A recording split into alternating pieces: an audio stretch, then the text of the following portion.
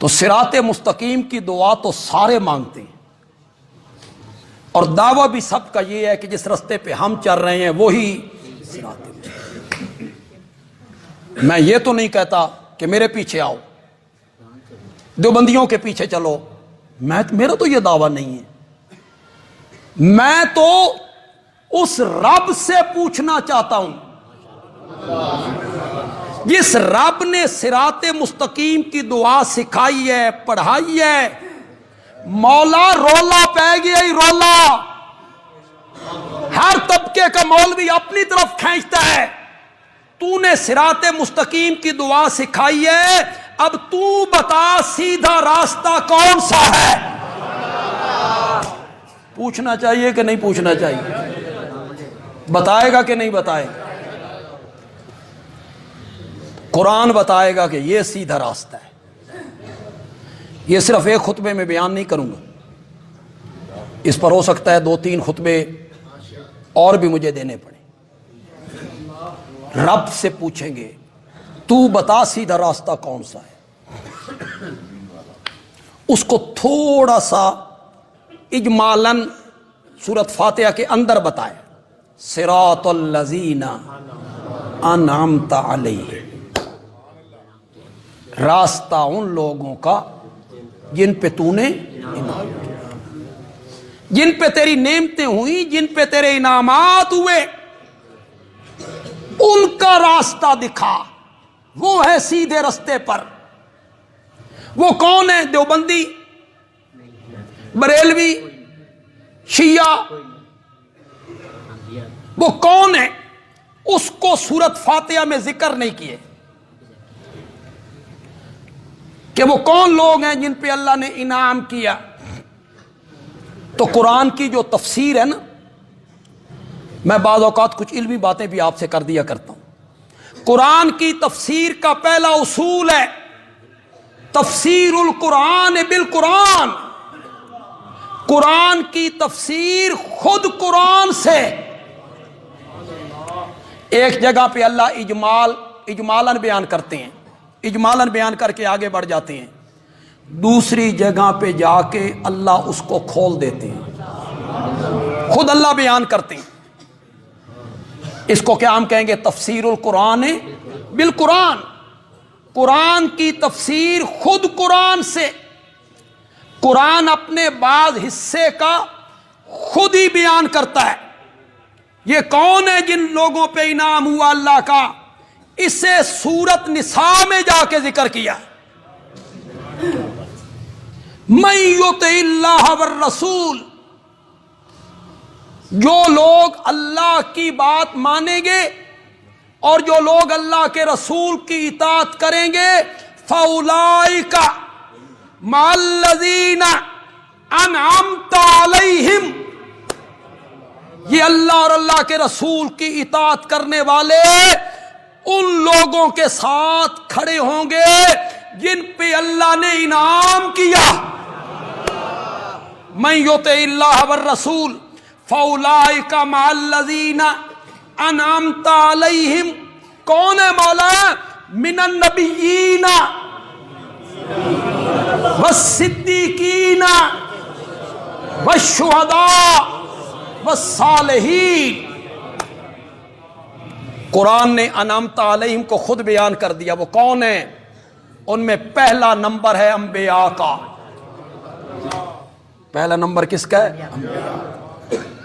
دوسرا نمبر ہے صدیقین کا، اور صدیقین کا بادشاہ ہے صدیق اکبر، ورنہ تو میرے نبی کے سارے صحابہ صادق ہیں۔ اولئک هم الصادقون، نبی کے سارے صحابہ صادق ہیں، صدیق ہیں۔ وہ صدیق ہے، یہ صدیق اکبر ہے، بس یہ فرق ہے۔ وہ صدیق ہیں، یہ صدیق یہ دوسرا درجہ ہے۔ انسانی مراتب میں سب سے اعلیٰ درجہ ہے انبیاء کا، جنہیں رب منتخب کرتا ہے، چنتا ہے۔ پہلا درجہ انسانی مراتب میں انبیاء کا، اور انسانی مراتب میں دوسرا درجہ ہے صدیقین کا، اور انسانی مراتب میں تیسرا درجہ ہے شہداء کا۔ ہم اپنے عمل سے، بس صرف اشارہ کروں گا، ہم اپنے عمل سے اور قول سے دین اسلام کی صداقت کی گواہی نہیں دے سکتے، ڈرتے رہتے ہیں۔ انہوں نے خون بہا کے شہادت دی ہے، گواہی دی ہے، گواہی دی ہے کہ دین اسلام سچا دین ہے، وہ ہیں شہداء۔ یہ تیسرا درجہ ہے انسانی مراتب میں، اور چوتھا درجہ ہے صالحین، نیک بندے، اولیاء اللہ، بزرگان دین، جن کی زندگی شریعت اور سنت کے مطابق گزری، جنہوں نے ساری زندگی اللہ کی توحید بیان کی، نبی پاک کی سنت پہ عمل پیرا رہے، بدعات سے متنفر رہے، رسومات کو ترک کیا۔ اب صراط مستقیم کون سا رستہ بنا؟ نبیوں والا، بولو نا، کون سا رستہ؟ جس رستے پہ کون چلے؟ جس رستے پہ کون چلے؟ صدیقین۔ جس رستے پہ کون چلے؟ شہداء۔ جس رستے پہ کون چلے؟ صالح۔ وہ کوئی سمجھ بھی آئی کہ کوئی نہیں؟ صراط مستقیم کون سا رستہ ہے جس رستے پہ کون چلتے تھے؟ کس نے بیان کیا؟ قرآن۔ صراط الذین انعمت علیہم، وہ انعمت علیہم کون ہے؟ من النبیین والصدیقین والشہداء والصالحین۔ صراط مستقیم وہ رستہ ہے جس رستے پہ انبیاء چلے، صدیقین چلے۔ اب ہم پھر اللہ سے پوچھتے ہیں، مولا بتا، انبیاء سارے صراط مستقیم پر گامزن تھے، اور وہ رستہ کون سا تھا؟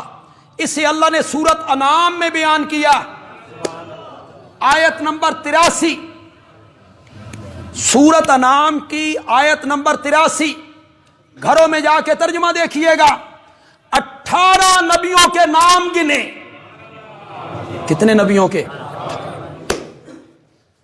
جن میں حضرت ابراہیم ہیں، حضرت نوح ہیں، بڑے بڑے انبیاء، اولو العزم پیغمبر، حضرت موسیٰ، حضرت عیسیٰ، حضرت داؤد، حضرت سلیمان۔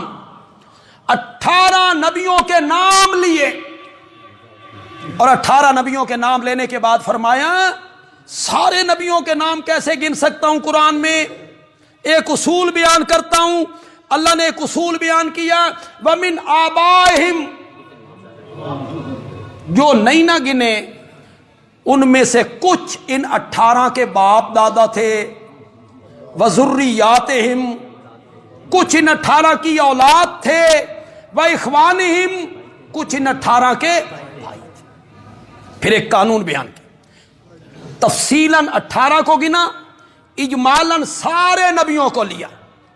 من آبائہم وذریاتہم واخوانہم، ان کے باپ دادا جو نبی تھے، ان کی اولاد جو نبی تھے، ان کے بھائی جو نبی تھے، وجتبیناہم، ہم نے ان سارے نبیوں کو منتخب کیا تھا، وہدیناہم، اور ہم نے ان کو چلایا تھا الی صراط مستقیم، کس رستے پر؟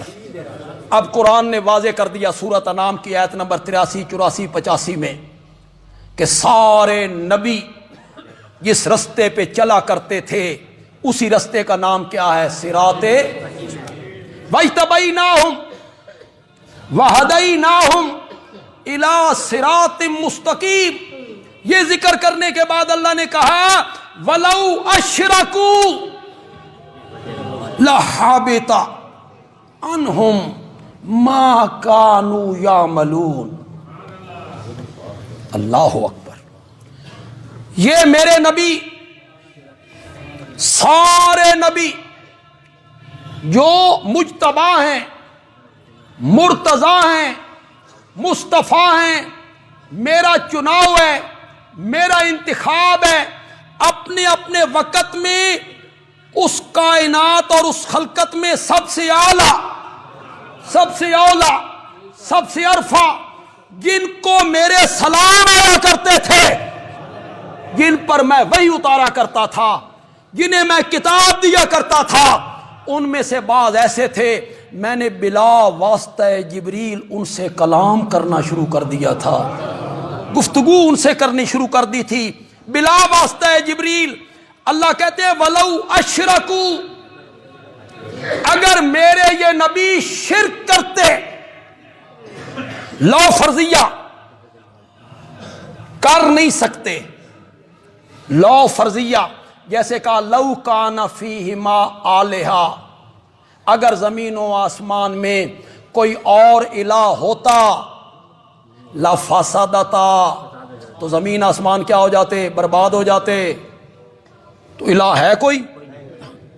جیسے وہاں کا لو کان بعدی نبی لکان عمر، اگر میرے بعد کوئی نبی ہوتا، ہے کوئی؟ اس کو کیا کہتے ہیں؟ لو فرضیہ، فرض کرو اگر میرے بعد کوئی نبی ہوتا، فرض کرو اگر میرے سوا کوئی الہ ہوتا تو زمین و آسمان برباد ہو جاتے۔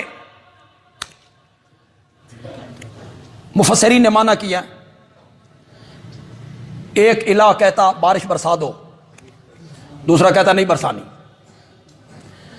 ایک کہتا ہے آج سورج غروب نہیں کرنا، دوسرا کہتا آج طلوع نہیں کرنا، تو زمین و آسمان کیا ہو جاتے؟ برباد ہو۔ وہ الہ آپس میں لڑتے، وہ مشکل کشا آپس میں لڑتے تو زمین و آسمان برباد ہو جاتے۔ ہمارے شیخ مولانا حسین علی نے کہا رحمت اللہ علیہ، زمین و آسمان اس لیے برباد ہو جاتے کہ ان میں ان کو سنبھالنے کی قدرت نہیں تھی،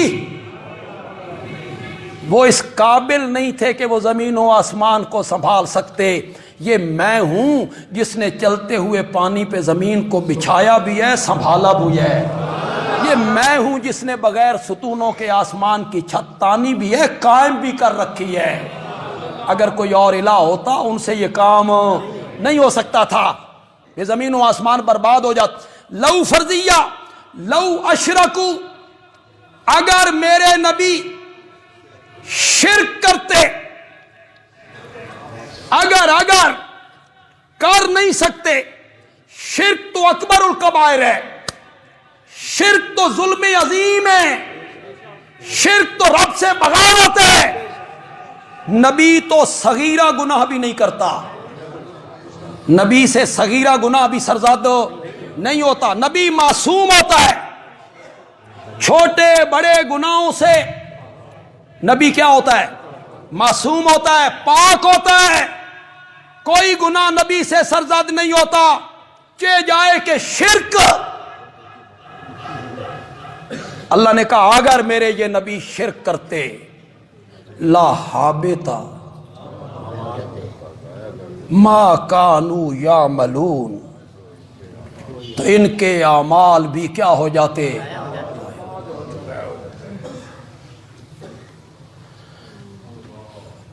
آکھاں دھی نوں تے سناواں نوح نوں، یہ کہا نبیوں کو ہے، سنایا۔ تم کس باغ کی مولی ہو؟ تم کون ہو کہ شرک کرو اور تمہاری حجیں اور عمرے اور نمازیں اور تسبیحیں، تمہاری تلاوتیں یہ قبول ہو؟ تم کون ہو؟ اگر شرک کا ارتکاب میرے نبی بھی کرتے اگر، تو ان کے اعمال بھی کیا ہو جاتے؟ ثابت یہ ہوا